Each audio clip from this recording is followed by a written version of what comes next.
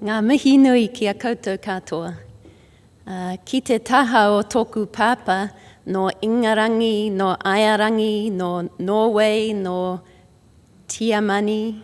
Ki te taha o tōku māma, no Ingarangi, no Repanona, no Te Kaha o Kutupuna.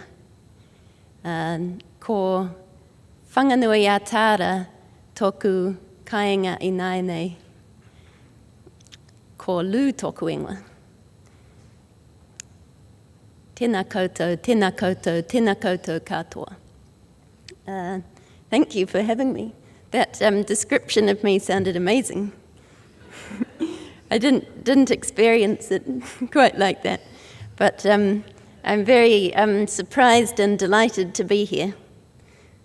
And so this is my imaginary ship called the KinShip, which is all about connecting science and the arts. And if you look closely, you'll see my mentor, Sir Paul Callaghan, on there, and Gandhi and Einstein and the top twins. I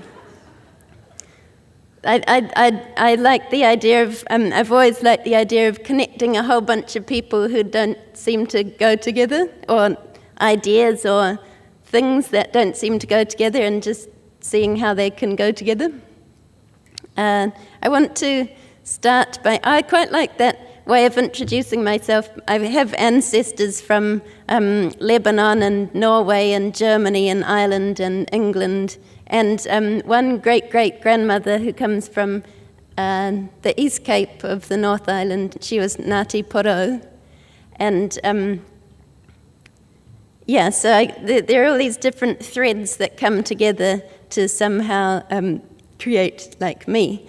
And that's one story, but in another way, I'm a complete mystery, especially to myself. And that's sort of what I want to talk about. I want to tell you a bit of my story to begin with, and then do a bit of an experiment with you. Hopefully you'll be willing. But so this is me. I'm the little one in the middle, at the bottom. That was me at my first philosophy class when I was 4 years old. And that's our Uncle Norman telling us stories. We got told stories from all around the world and lots of ancient traditions. We got told about how our self is like within everything, like the same spirit that's in me is in all the other creatures, and that if I can see myself in everyone else, and if I can see everyone else in myself, then I won't have any problems. And when I was about 4, I loved this idea. This is how I felt. I thought, that's great, I've got the whole universe inside of me. And it just seemed to be true. But then I suppose you'll all recognize this feeling of being young, and you notice that some things that you do or think aren't quite acceptable in the world around you, and other ones are. So the bits that aren't so acceptable, like being angry or farting or something, you sort of like suppress them and hide them away inside, and they all sit in there while the bits that are socially acceptable get developed, and then that's who you appear as. So I felt like when I was young, I started to live this split life, and there was this inside world that was full of magic, and it was kind of infinite, and then the outside world began to feel more and more kind of rough and straight-lined, and I felt way more comfortable in the inside world. So I spent hours and hours on the roof of my house when I was a teenager. That's me. And the moon, who was my soul friend when I was young. And I used to be obsessed with the space between the stars because it was so full of mystery. And so I also got really inspired by art and also by science. Like for science, the way that one law could connect all these different things across the universe, like gravity could explain why I was sticking to the roof, and also why the power lines were making this arc, and why the moon was in the sky, and just this way of connecting everything. And then art seemed like this invitation to just dive into that inner world and bring things up and sort of like express this beauty.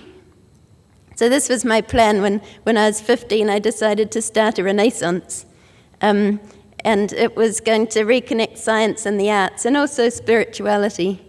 And I think it was because I was experiencing this like split in myself that I wanted to find a way of connecting those, and also a way of bringing out the things that were so important to me, but they weren't okay in the world around me. So I was really driven to find a way of connecting those.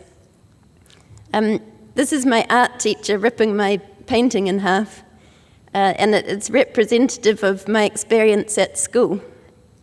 When I was really passionate about seeing connections between the subjects, but it seemed like whenever I found some passion and expressed it, I got a bad mark, or I just felt like I got sat on, and so I learned how to like suppress that and try and play the game. And there was also this sense when I went to university and studied physics of kind of just stuffing myself full of information at such a rate that I could never quite fully understand it and put all the bits together. And this is me running out of the lab, screaming with frustration inwardly, because it wouldn't be socially acceptable to do it out loud. But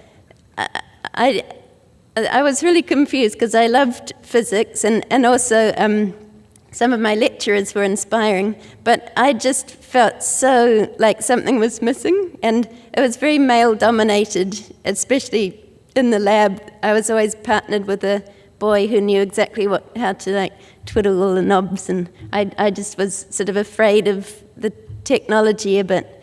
And also there was something about the language in science that seemed to sort of systematically strip out all the humanity.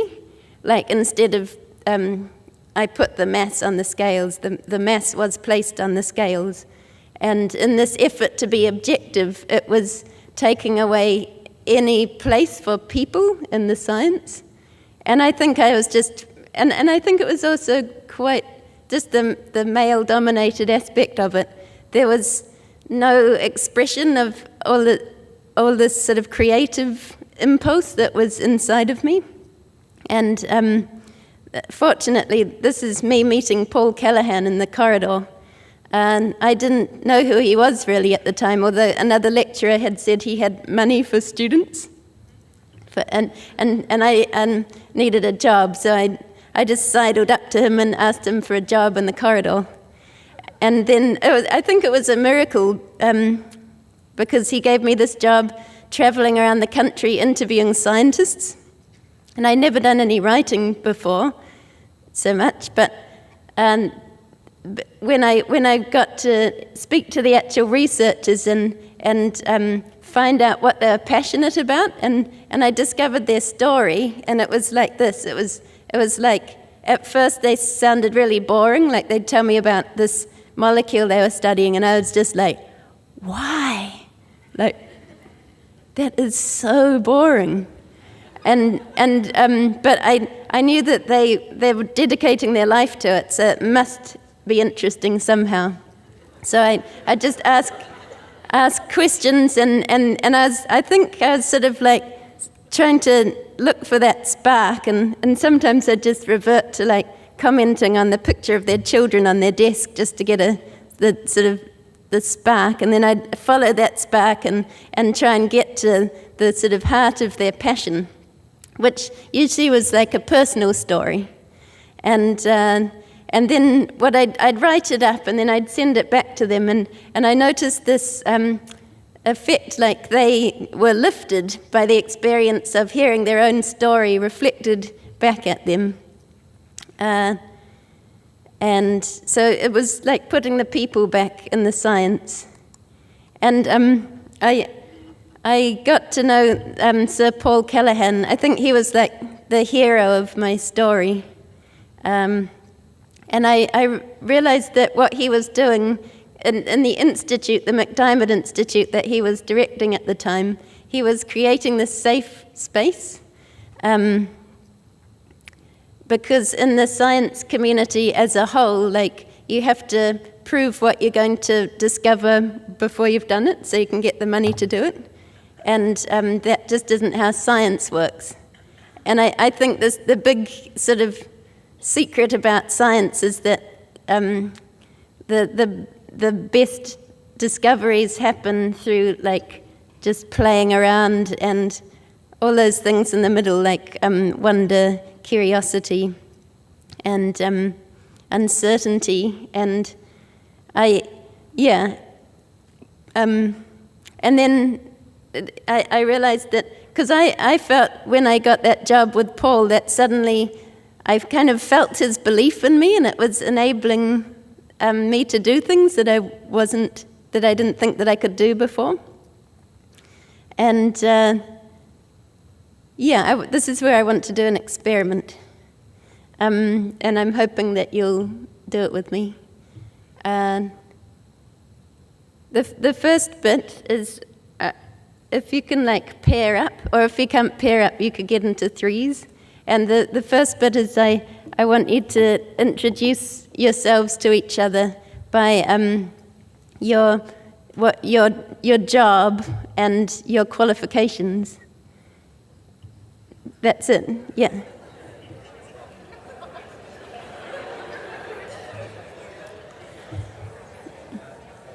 So I just want you to take a note of that experience and how you feel.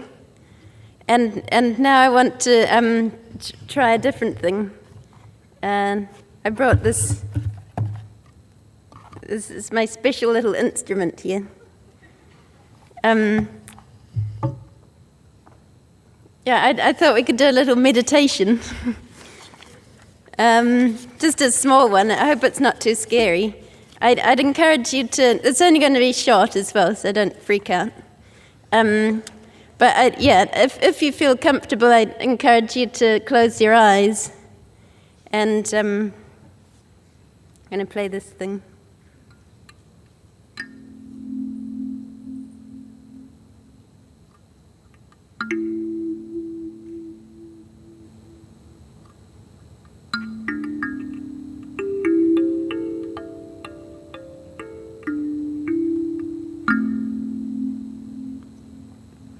So let your senses open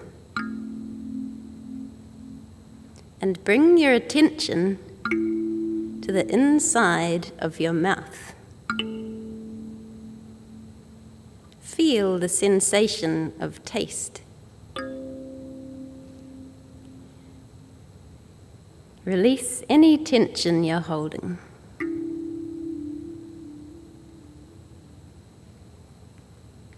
Now let your attention flow from your mouth to your ears. Notice the sense of sound and hearing. How you can pick up on layers of sound.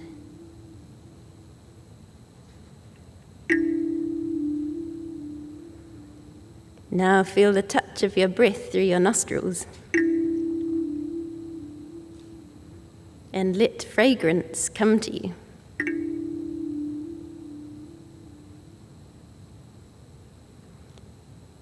Now turn your attention to the sense of touch, feeling the whole skin of your body, sensitive and receptive. And feel the weight of your body on the chair and the play of air on your face.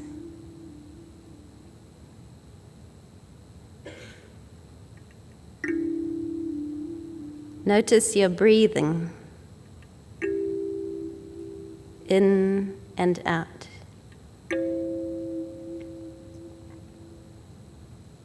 Notice the feeling inside your chest and your abdomen.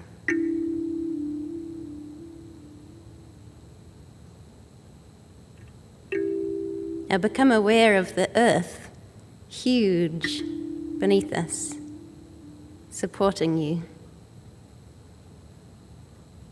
And above, a vastness of space and time and galaxies. And you, right in the middle of all that.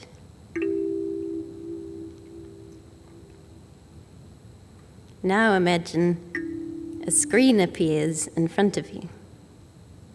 And on that screen, scenes from your life begin to play. Times when you felt completely content and in your element. Now for a moment, let your mind wander and find a time when you felt really happy. Could be right the way back to childhood. And let yourself watch and feel and connect with that moment.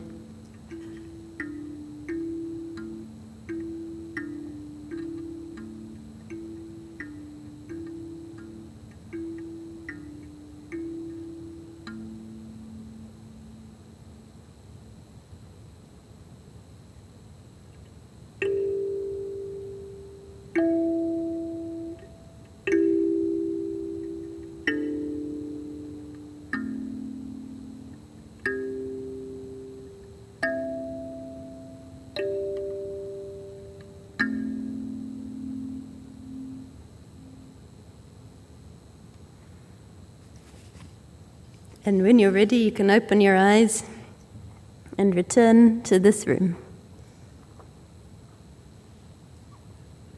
And the experiment part is to turn to those same people and share a little bit, if you feel comfortable, about that experience that you connected with when you felt happy.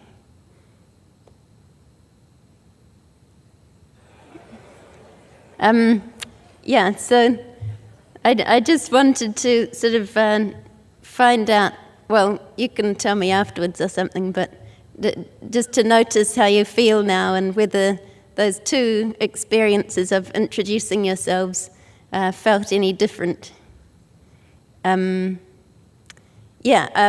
really, the sort of obsession of my life is to see if I can help to create environments in which the parts of people that don't normally come out and that normally remain hidden in the depths of the soul come out, feel comfortable to come out and play.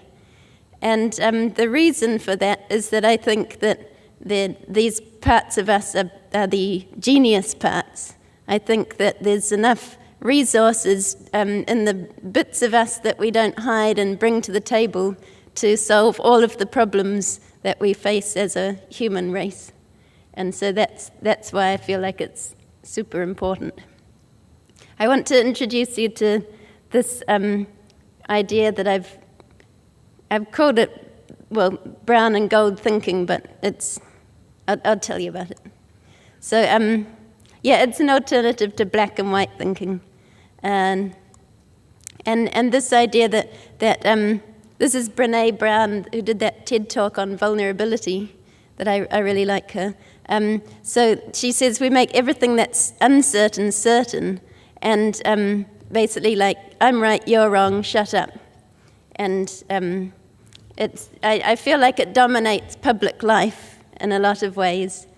And science and religion, left, right, wrong, good, bad, us, them. And I just feel like this type of thinking is so unhelpful and so stupid when we're facing all these like huge existential problems as a people. And so this is brown and gold thinking, which is an alternative. And the basic idea is that is that everyone and everything has gold in there somewhere, a bit like the scientists, like, what? This is so boring, and then dig, dig, dig, dig, dig. Ah, wow, there's the gold. And so the brown and gold thinking is based on this determined belief that there is gold in there somewhere, you just have to find it. And so the reason why different religions and different political parties and different ages and things don't get on that well sometimes is that we're all covered in shit. And we notice other people's but not ourselves, and so it leads to conflict. So brown and gold thinking is the act of shaking the shit off so that we can get together. And I think this creates a safe space. So one of my heroes is called Krista Tippett. She does a podcast called On Being. She's like a journalist.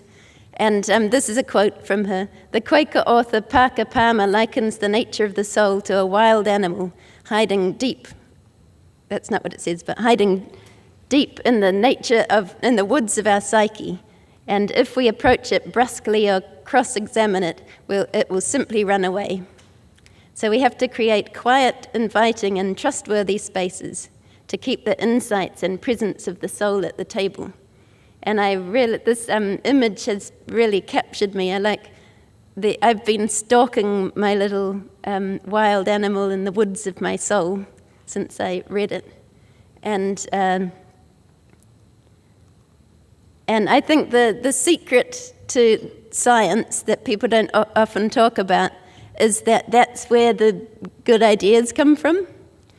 And they come up as a little feeling. They don't come up as a rational argument. Here's a quote from the feminist Audre Lorde. Beyond the superficial, the considered phrase, "it just feels right to me," is the first and most powerful guiding light toward any understanding.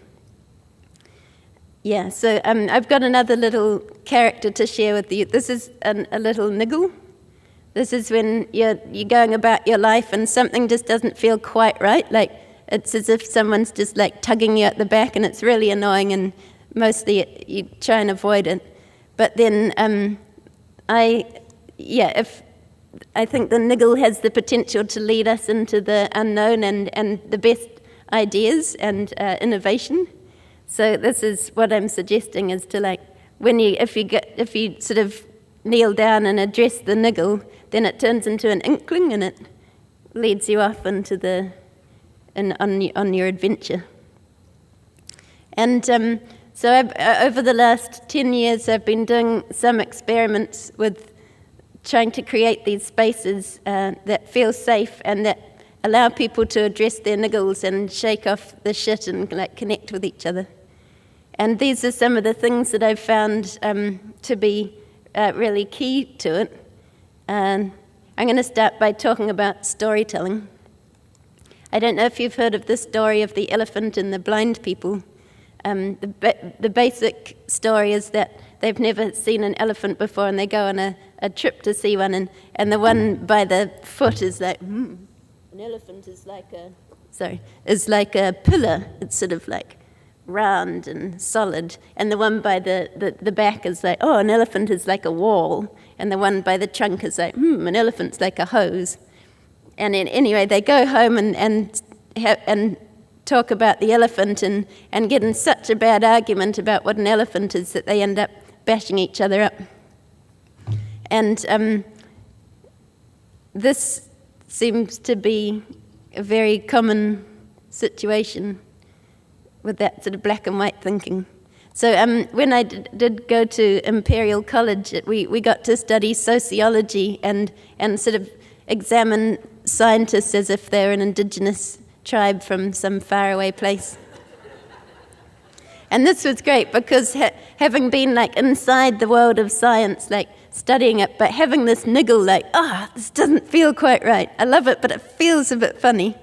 And then this course at Imperial College was stepping out of that box, and it was whoa, there's so many different ways of viewing the world, and that's one of them, but there's so many others. and I just became really aware of the subjectiveness of the way that I was looking at the world.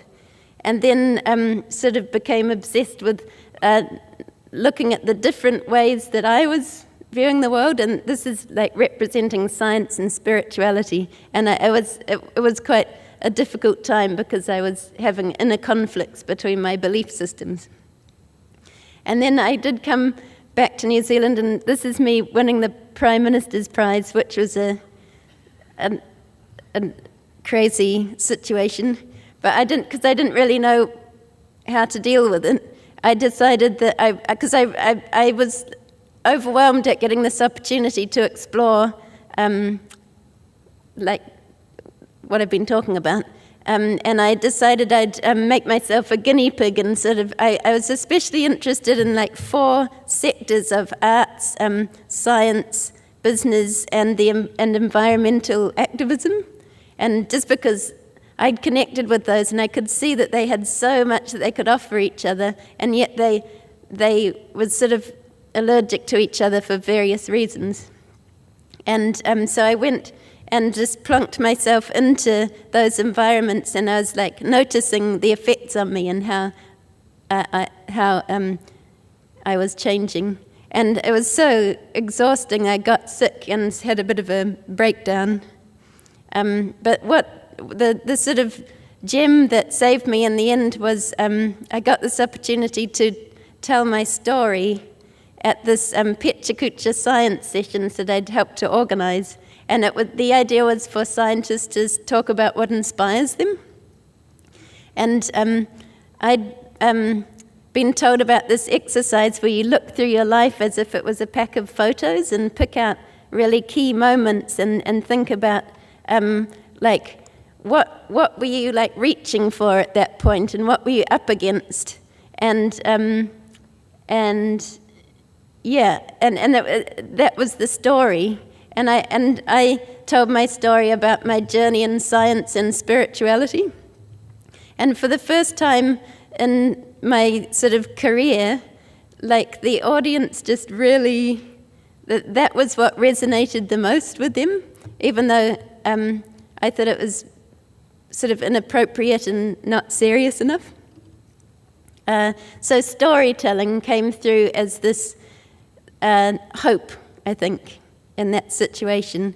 And this sense of like, what are you yearning for, and what are you up against, and what is the sort of end, like where are you hoping to get to, and what's the spark, what lights you up.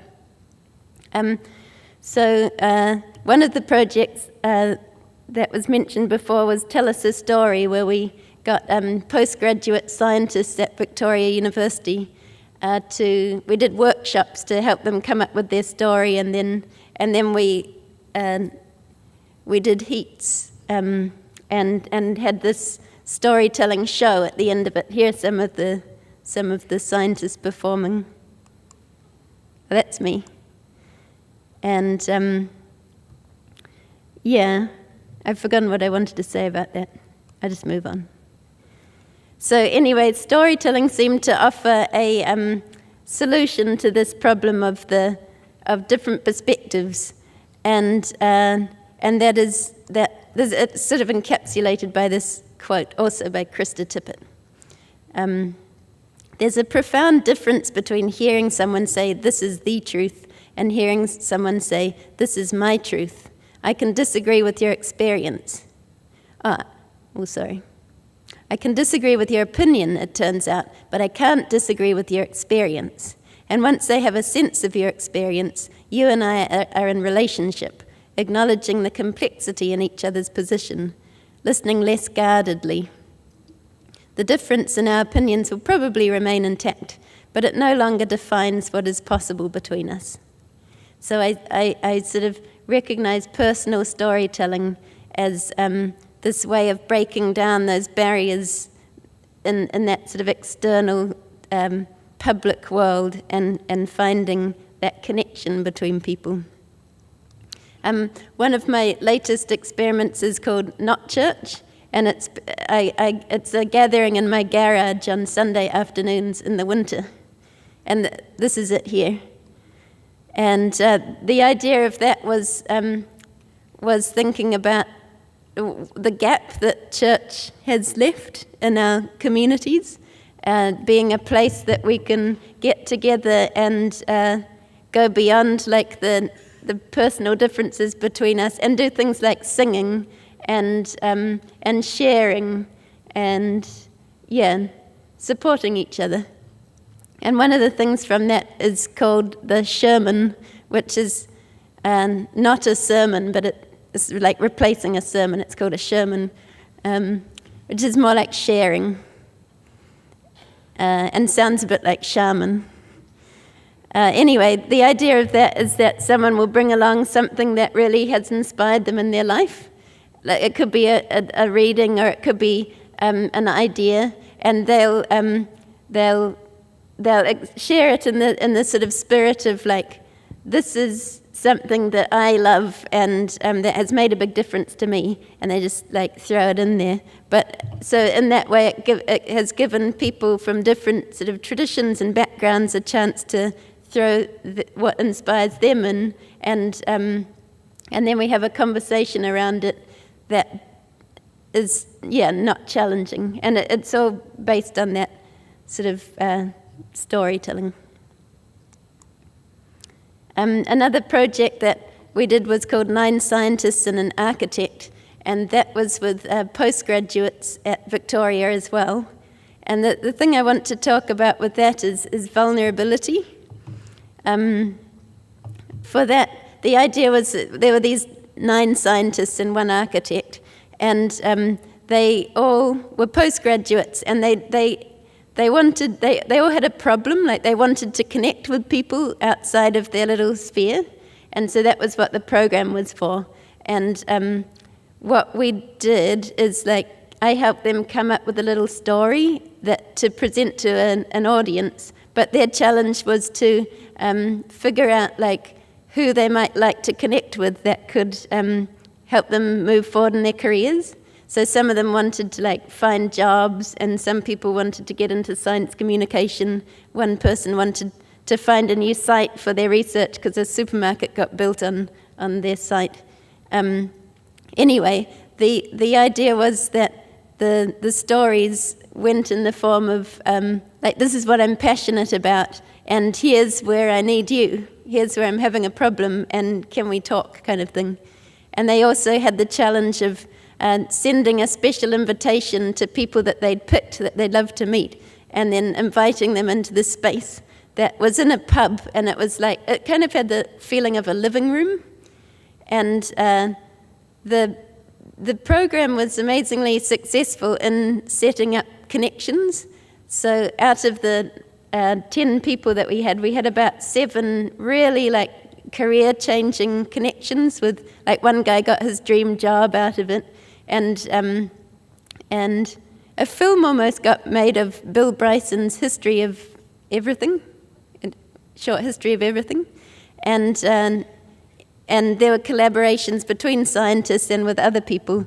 And I think the key to that was this vulnerability of sending like a personal invite and then saying, here's me, I don't know what to do. And here's some of the things that they said about this. I like the top one. The program made me realize that it's really easy to approach people, that I can just ring them up. Oh, it doesn't finish. I think that it did say there really isn't any barrier, or something like that. Yeah, and the last thing, or the second to last or something, is silliness. And I think that there's something like things tend to get solid and rigid, and we get stuck in patterns.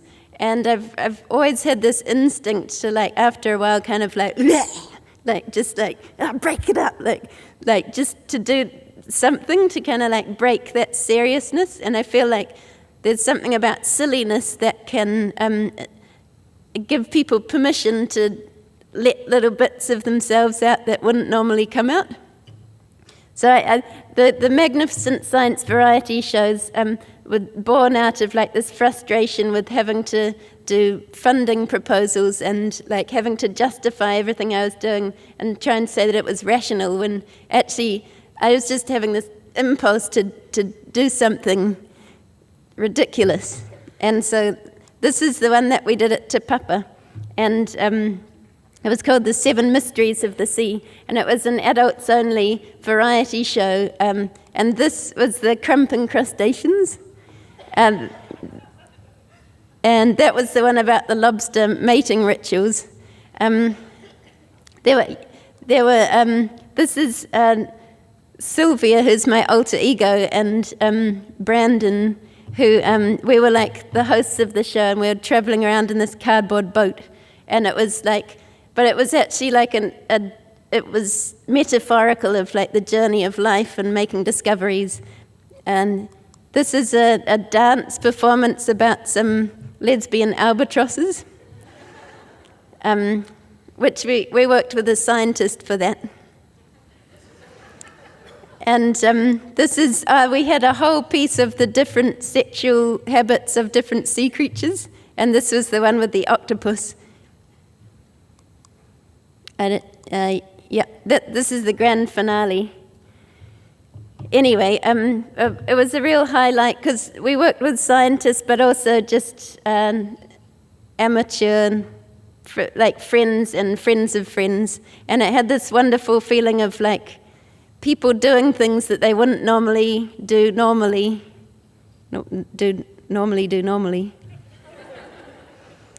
And yeah. The last thing I wanted to talk about is structure. And this is what Krista Tippett says about that. Structure is something that calms our nature. We know this of toddlers. And I have discovered that if you just have a completely open space and put people in it, it's super awkward and nothing really good happens. And there's this analogy, when I used to write about nanotechnology, I discovered about when they do a really fine texture on a piece of material, that if you put a stem cell onto it, the physical environment that you put that stem cell on will tell the cell to grow into bone or to grow into brain or to grow into like heart cells. And so I just thought this was a really nice analogy, like the environment that you put around a person completely sort of tells the person what it can become. And I've found that the best things that I've done have been like a really small ask of people, and with a really clearly defined question, and that safety.